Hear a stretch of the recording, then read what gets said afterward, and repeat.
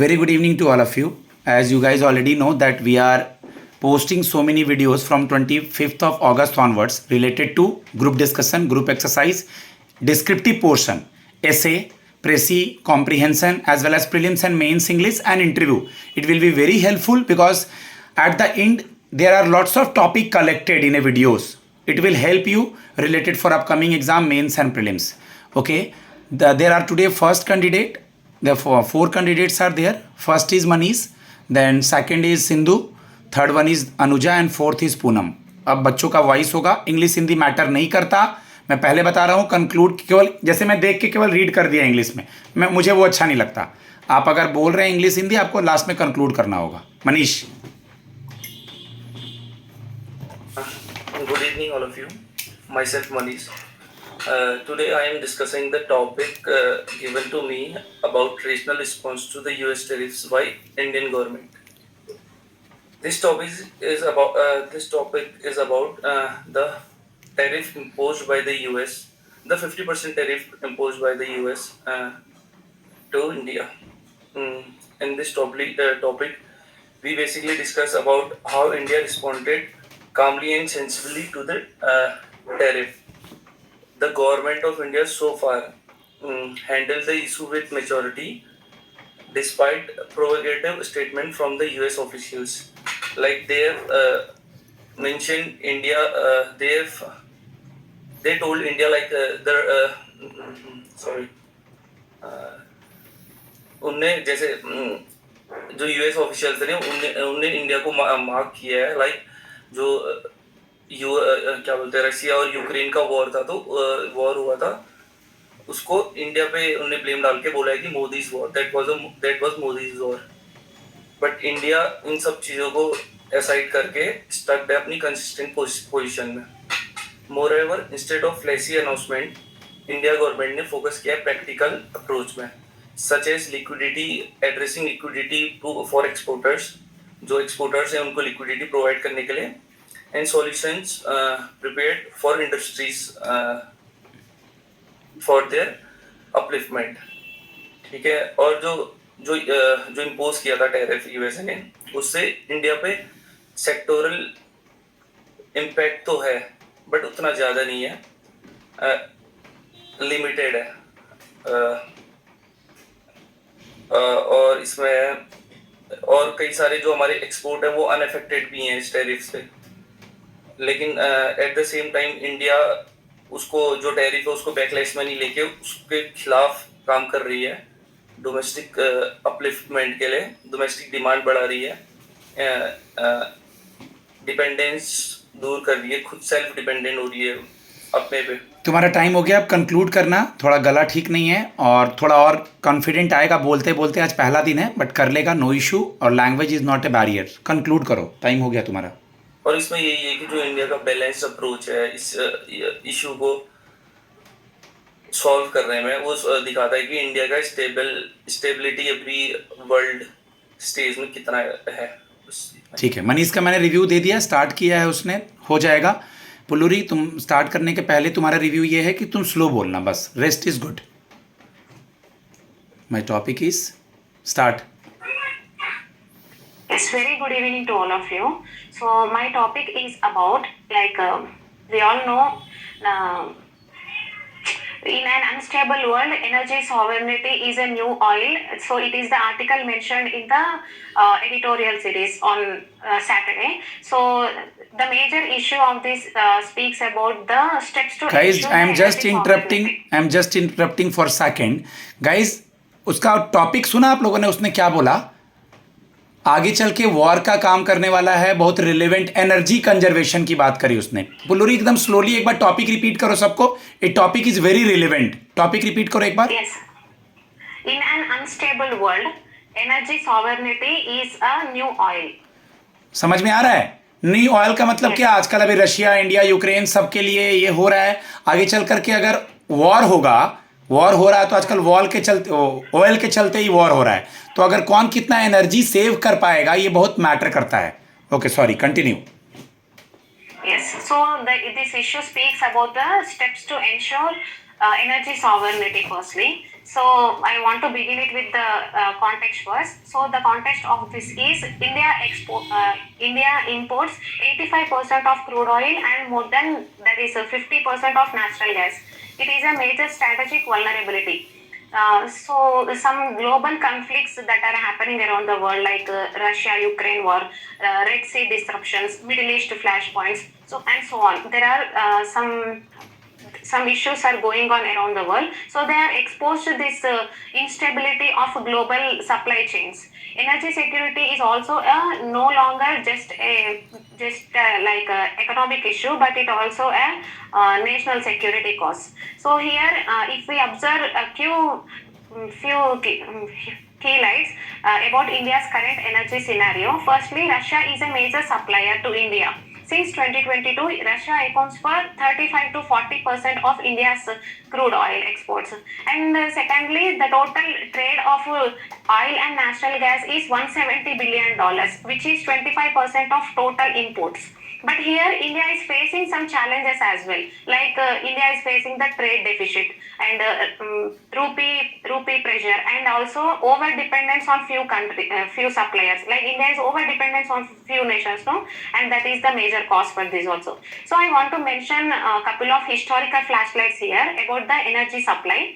First one is in 1973, oil blockage was happened, and it led to global oil supply shock. Similarly, in 2008 also, financial crisis was happened, and it resulted to so much of highest oil rates. So oil price has changed drastically. But now there are some pathways for energy sector sovereignty, like we can diversify the biofuels, green hydrogen, domestic production must also should be expanded in coal and the natural gas. Infrastructure also can be improved for renewable storage facilities. So all this can be done. I conclude this article with my point of view because it is a huge subject to discuss with. So in my point of view, now in 21st century, we need a diversified and domestically stable energy strategy. So it is very essential to safeguard stability in economy. Like economic stability is very essential to safeguard, and the national security is also very important safeguard to do with. So these two can be done around the world, and also India to participate like in other trade agreements also, by seeing with what countries we are having the relations with. Like in previous one we have learned about the UK and the Japan. We are having the very good relations. So going on to that agreements, we can improve the energy sector supply chains. So thank you. Good. Guys, if I am giving you any topic, if you are reading the newspaper, if it doesn't clear, then I am giving you the source of videos also. Through that you will analyze yourself. Make your own notes and try to speak. Well tried by Manish and Puluri. Third one is Anuja. Good evening, sir. My name is Anuja, and my topic is GDP growth quickened to 5-quarter high of 7.8%. ये front page पे था guys. Yeah. ये financial year अपना है 2025 से 26। ये financial year में इस आर्टिकल में कहा गया है कि इस फाइनेंशियल ईयर के फर्स्ट क्वार्टर में अपनी जीडीपी, इंडिया की जो जीडीपी ग्रोथ है वो 7.8% तक इंक्रीज हुई है, और जो कि ये डाटा है ओनली फर्स्ट क्वार्टर का है। हमारा फाइनेंशियल ईयर की स्टार्टिंग होती है 1 अप्रैल से लेकर 3 महीने तक, अप्रैल मई जून 31 जून तक। इस फाइनेंशियल ईयर फर्स्ट क्वार्टर में आरबीआई ने भी एक्सेप्ट नहीं किया था कि आरबीआई ने प्रेडिक्ट किया था कि 6.5% तक जीडीपी की ग्रोथ जाएगी, पर ये ग्रोथ इंक्रीज होकर 7.8% तक हो गई। अब जो डोनाल्ड ट्रम्प है अमेरिका के प्रेसिडेंट, वो उनका कहना है कि इंडिया एक डेड इकोनॉमी है। इस बात से ये बिल्कुल झुठला दिया गया है, और ये एक इंडिया के लिए एक गुड पॉइंट ऑफ व्यू है। ऑब्वियसली हर एक चीज़ के कुछ पॉजिटिव इम्पैक्ट और नेगेटिव इम्पैक्ट होते हैं। पॉजिटिव ये है कि इससे इंडिया की जो जीडीपी हुई है, इंक्रीज हुई है, ये इंडिया के लिए प्रॉफिटेबल है। और सेकेंडली अब आने वाले आने वाले फ्यू मंथ्स में हम कुछ नहीं कह सकते इसके बारे में कि ये इंक्रीज हो भी सकती है नहीं भी, क्योंकि इंडिया और अमेरिका के बीच में कुछ रिलेशंस खराब चल रहे हैं, जिसकी वजह से उन्होंने अपने ऊपर इंडिया के ऊपर 50% टैरिफ लगा दिया है, जिससे हो सकता है कि इंडिया के ऊपर बैड इम्पैक्ट देखने को मिले आगे की जीडीपी ग्रोथ में। फिलहाल जीएसटी टैक्स लो कर दिया है 80। अब गवर्नमेंट ये देख रही है कि गवर्नमेंट सोच रही है कि अब जीएसटी टैक्स रेट को भी 28% से 40% कर दिया जाए, जो कि ओनली सिर्फ 2 से 3 मोस्ट जो महंगी चीज होंगी ना उन पे ही किया जाएगा, जिससे क्या होगा कि मार्केट में मनी सप्लाई बढ़ेगी और अब कंक्लूड करना, तुम्हारा भी टाइम हो गया है। इन्फ्लेशन नहीं होगा। थर्ड स्टेज में इसका इम्पैक्ट ये भी पड़ा है कि रुपये की वैल्यू क्रैश हो गई है। हमारी इंडिया की करेंसी डिप्रिशिएशन हो गया है, जिससे कि प्रॉफिटेबल इंपोर्ट इंक्रीज हो गया है। मार्केट में पेमेंट करना इंडिया के लिए मुश्किल हो गया है। जीडीपी का फॉर्मूला मैं आप लोगों को बताना चाहती हूँ।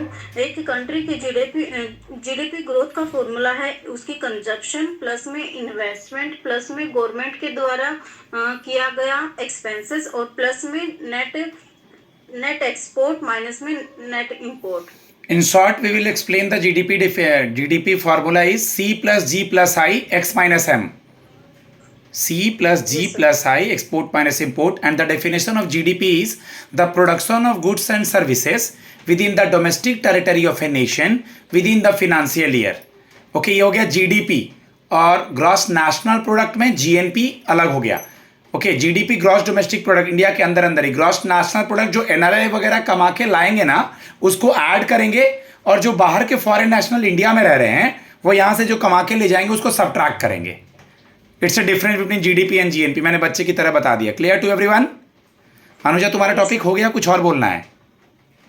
हो गया सर। डन। फॉर्मूला तुमने लास्ट बताया। Last is Poonam, 2 minute 2.5 minute start. Good evening. My name is Poonam and my topic is India to be third largest economy said by PM week after Trump swipe. In this article, Prime Minister Modi ji हैं, उन्होंने declare किया है कि India बहुत जल्द ही world का third largest economy बन जाएगा, और ये स्टेटमेंट उन्होंने इंडिया जापान इकोनॉमिक फोरम के इसमें दिया है, मीटिंग में किया हुआ है जो कि टोक्यो में हुआ। और ये आर्टिकल में ये भी बोला गया है कि जो जापान की कंपनियां हैं वो इंडिया में मतलब इन्वेस्ट करना चाहते हैं। 80% ऑफ जो जापानीज कंपनी है अपना बिजनेस जो है वो इंडिया में एक्सपांड करना चाहते हैं, जैसे कि Japan Bank of International Cooperative and Japan External Trade Organization, वो इंडिया को मोस्ट प्रोमिसिंग डेस्टिनेशन दे मानते हैं इन्वेस्टमेंट के लिए। और जापान भी अपना प्राइवेट इन्वेस्टमेंट भी टारगेट कर रहा है, जो कि $10 ट्रिलियन का होगा इंडिया में और इसके आगे भी पेज में इसका आर्टिकल को कंटिन्यू किया है, जिसमें बताया कि इंडिया और जापान की रिलेशनशिप के बारे में बात की गई है।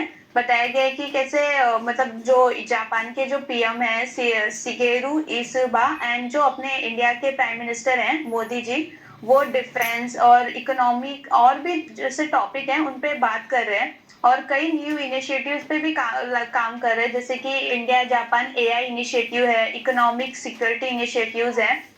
इसका एम होगा जो फार्मास्यूटिकल्स है, क्रिटिकल मिनरल्स है और न्यू एयर टेक्नोलॉजी है, उनको बढ़ावा देने का है। और इस समिट में दोनों कंट्रियों ने 13 समझौते और कई ऐसे एमओयू साइन किए हैं। ये जो एग्रीमेंट है जो है वो फाइनेंशियल ग्रीन एनर्जी और सिक्योरिटी कोऑपरेटिव और मतलब एनर्जी रेस्क्यूज को भी कवर करेगा। और ये जो जापान और इंडिया के बीच में ये भी साइन हुआ है कि आगे आने मतलब 5 सालों में 50,000 स्किल्ड और सेमी स्किल्ड जो वर्क पर्सन्स हैं उनको भी एक्सचेंज करने की मतलब बात हो रही है। तो मतलब कंक्लूजन ये है कि जो प्रेसिडेंट डोनाल्ड ट्रम्प जी हैं जो टैरिफ लगा रहे हैं इंडिया पे, जो कि इसमें इस आर्टिकल में बात भी किया गया है कि उनको क्रिटिसाइज किया गया इस बात के लिए, तो वो इस लगा रहे हैं, इसलिए इंडिया अपनी जो रिलेशंस है और भी कंट्रीज के साथ थोड़े अच्छे कर रहे हैं। Thank you. Good. Now I'm concluding this. All the 4 students are good. They are have little bit of improvement, they have to change something. But if you guys are reading the newspaper, preparing this topic to speak in front of the people, okay, from the last to first, it will highly give you confidence in front of panel. Okay, if you clear the SBI PO prelims and mains, good for GD and GE, group discussion and group exercise. And if you are reading the newspaper, then you are very comfortable with the reading comprehension, essay topic and prelims and mains English. अगर आपको कुछ समझ में आ रहा है English में ना, खुद से एक इंटरेस्ट जगेगा अंदर से, जो कि तुम लोग का जग गया है. बोलो हाँ या नहीं लाउडली.